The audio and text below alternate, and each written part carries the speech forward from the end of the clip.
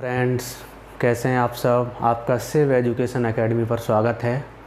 आज हम भारत के सामान्य परिचय के बारे में अध्ययन करेंगे। ये चैप्टर ईवीएस के अंतर्गत आता है। मैं यहाँ पर सुपर टेट और टेट के लिए ईवीएस को पर्टिकुलर रूप से पढ़ेंगे। उसमें आज हम स्टार्ट कर रहे हैं भारत के सामान्य परिचय के बारे में। भारत के सामान्य परिचय के संबंध में आज हम भारत के बाहरी आवरण के बारे में बात करेंगे कि भारत की बाहरी भौगोलिक स्थिति क्या है, कौन से पड़ोसी देश हैं, कौन कौन सी सीमा रेखाएं हैं, ये सब देखते हैं। तो चलिए, ये हमारा भारत का मैप है। इस मैप में अगर देखा जाए तो भारत का सबसे पहला जो पड़ोसी देश है जो उत्तर पश्चिम में पड़ता है, जिसका नाम है पाकिस्तान से ऊपर एक देश है जिसका नाम है अफ़गानिस्तान।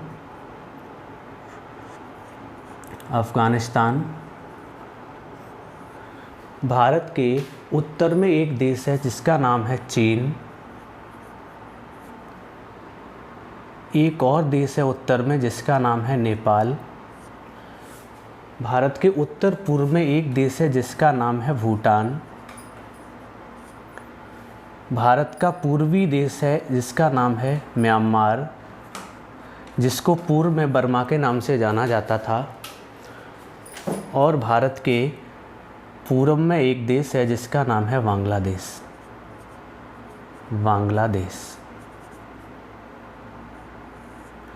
ये भारत के स्थल से संबंधित 7 पड़ोसी देश हैं: पाकिस्तान, अफ़गानिस्तान, चीन, नेपाल, भूटान, म्यांमार, बांग्लादेश। भारत के 2 जलीय देश भी हैं जो हिंद महासागर में हैं। एक है श्रीलंका और एक देश है मालदीव।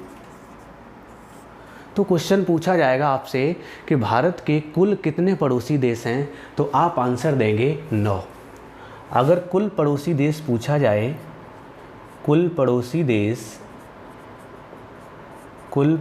देश आप आंसर देंगे 9, जिसमें स्थल से जुड़े हुए 7 देश हैं: पाकिस्तान, अफ़गानिस्तान, चीन, नेपाल, भूटान, म्यांमार, बांग्लादेश। जल से जुड़े हुए देश पूछे जाएं तो आप आंसर देंगे 2। जल से जुड़े हुए 2 देश हैं, एक है श्रीलंका और एक है मालदीव। अगर देखा जाए जल प्लस स्थल दोनों से जुड़े हुए कितने देश हैं, ये क्वेश्चन पूछा जाए तो आप आंसर देंगे 3।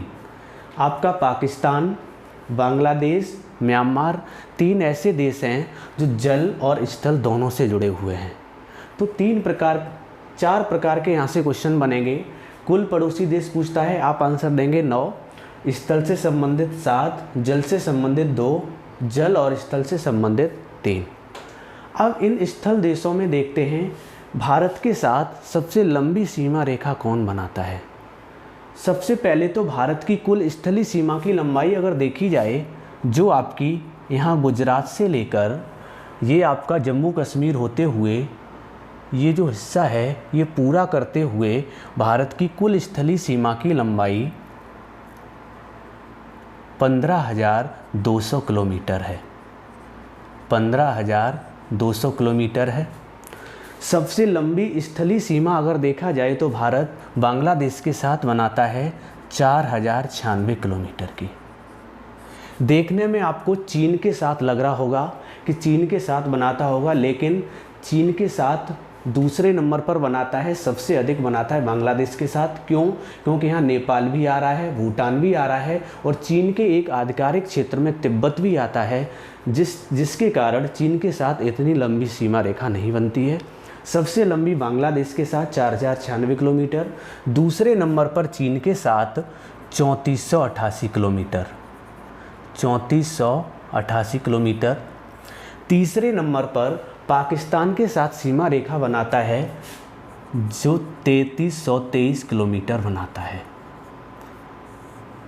तो सबसे पहले तो आप 3 वो देश याद रखेंगे जिनसे भारत सबसे लंबी सीमा रेखा बनाता है।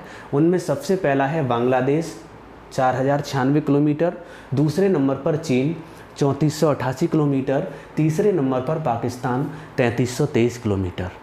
अब देखते हैं भारत किस पड़ोसी देश के साथ सबसे कम सीमा रेखा बनाता है?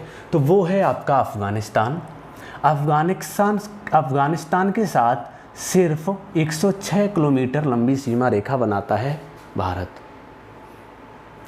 अब अगर देखा जाए भारत का जो ये दक्षिण भारत का हिस्सा है, इसके इस तरफ भी आपका पानी भरा हुआ है, सागर है, जिसको हम बंगाल की खाड़ी के नाम से जानते हैं, बंगाल की खाड़ी।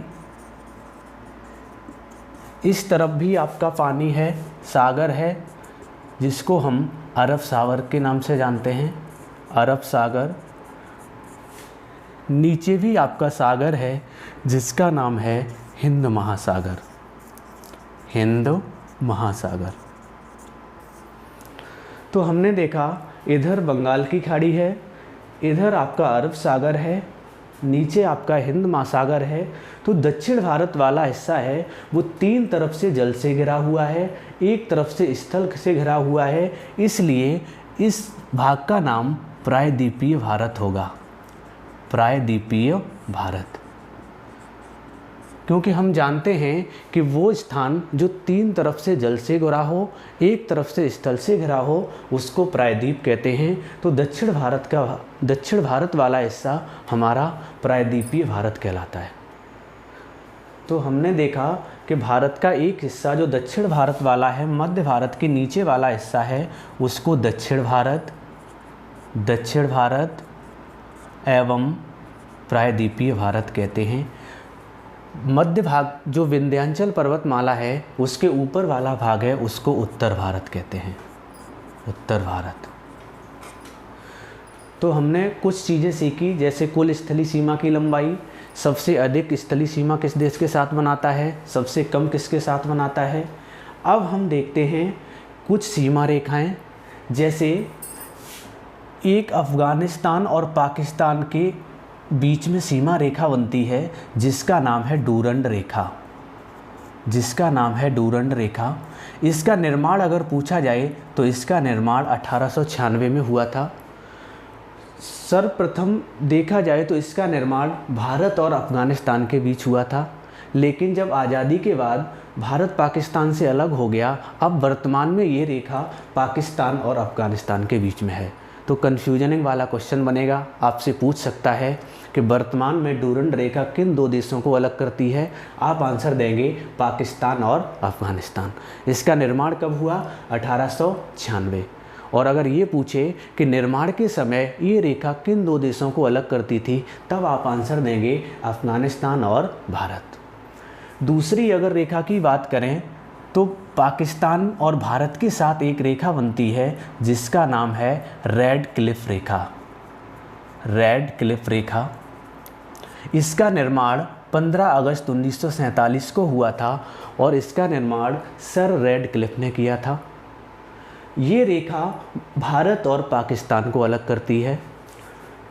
एक रेखा आपकी अरुणाचल प्रदेश से बनती है जो भारत को और चीन को अलग करती है, इसका नाम है मैकमोहन रेखा, मैकमोहन रेखा। इसके निर्माण की अगर बात की जाए तो इसका निर्माण 1914 ईस्वी में हुआ था, सर मैकमोहन ने इसका निर्माण किया था।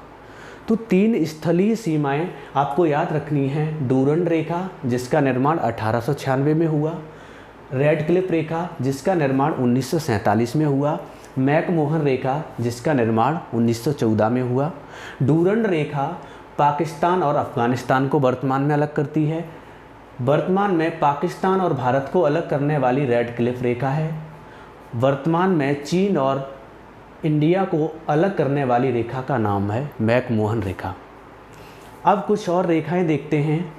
अब वो रेखाएं देखेंगे जो भारत की जलीय सीमाएं हैं, जल से संबंधित हैं। ये आपकी स्थल से संबंधित थी।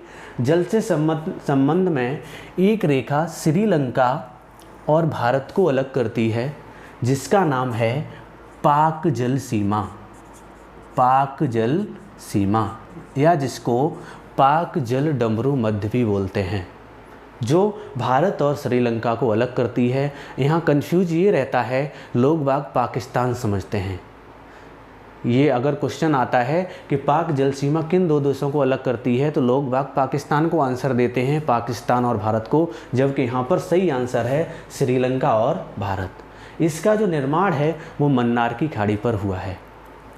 आगे अगर देखा जाए, एक जलीय सीमा और है, एक चैनल है जिसका नाम है the sons channel. The sons channel आपका छोटा अंडमान और कार निकोबार के मध्य है, तो आप आंसर देंगे छोटा अंडमान एवं कार निकोबार। नीचे वाला आपका हिस्सा है उसी कार निकोबार कहते हैं। तो छोटा अंडमान और कार निकोबार के मध्य एक जलीय सीमा है जिसका नाम है द सन्स चैनल। एक आपका ग्रैंड चैनल है, ग्रैंड चैनल है, ये भी एक जलीय सीमा है जिसका नाम है ग्रैंड चैनल। ये भारत का सबसे दक्षिणतम बिंदु इंदिरा पॉइंट है और इंडोनेशिया है, उन दोनों को अलग करती है। तो इंदिरा पॉइंट की बात करें, ये बृहत निकोबार में है, तो हम कह सकते हैं बृहत निकोबार एवं इंडोनेशिया को अलग करने वाली जलीय सीमा का नाम पूछा जाए तो आप आंसर देंगे ग्रैंड चैनल। एक जलीय सीमा आपकी 8 अंश चैनल है और एक 9 अंश चैनल है। तो ये आपका मालदीप है, ऊपर आपका है लक्षद्वीप। तो लक्षद्वीप और मालदीप के बीच में एक द्वीप है जिसका नाम है मिनिकॉय। तो आपका एक चैनल है 8 अंश चैनल, एक चैनल है 9 अंश। सबसे पहले 8 अंश आएगा नीचे, उसके बाद फिर 9 अंश चैनल आएगा।